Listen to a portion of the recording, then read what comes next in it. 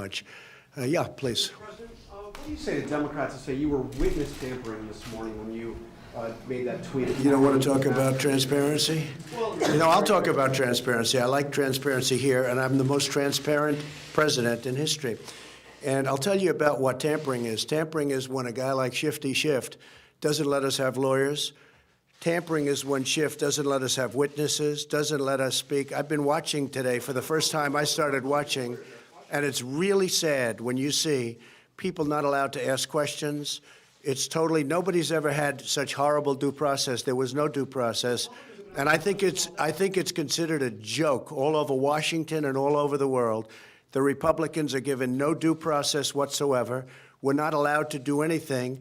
It's a disgrace what's happening. But you know what? The American public understands it, and that's why the poll numbers are so good, and that's why other things are so good.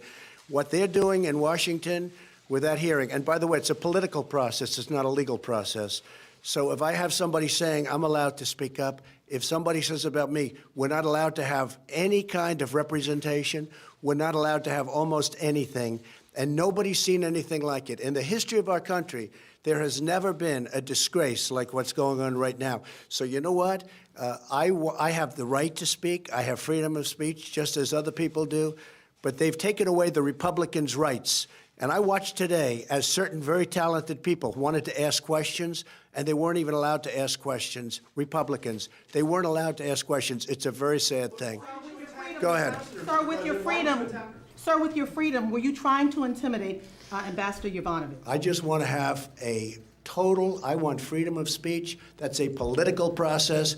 The Republicans have been treated very badly, and I watched a little bit of it today. I wasn't able to yesterday because we had the president of Turkey here, and I wasn't able to watch much. I watched some of it this morning. I thought it was a disgrace. When we have great Republican representatives, people elected by the people, and they're not allowed to even ask a question, they're not allowed to make a statement, we're not allowed to have witnesses, we're not allowed to have legal counsel, White House counsel, it's a disgrace and it's an embarrassment to our nation. Do you believe your tweets and your words can be intimidating? Yes, go ahead, sir? please. Sir, do you believe your tweets and words can be intimidating? Quiet. Sir, do you believe Please. your tweets and words can be intimidating? I don't think so at all. Go ahead. Mr. President, do you think you're going to get impeached? Well, I shouldn't be. In fact, I thought last night it ended because last night I was in Louisiana where we're going to hopefully elect a great governor, Republican governor. And I was getting off the plane and they handed me a statement that was just made by the foreign minister and president of the Ukraine. And Ukraine, they came out loud and clear that there was no linkage whatsoever, not even a little bit. And you saw it, you all saw it. I said, oh, well, that ends the impeachment. And you people don't even report it. Look, the press is unbelievably dishonest. That was a major statement put out last night by the foreign minister of Ukraine and also by the president of Ukraine.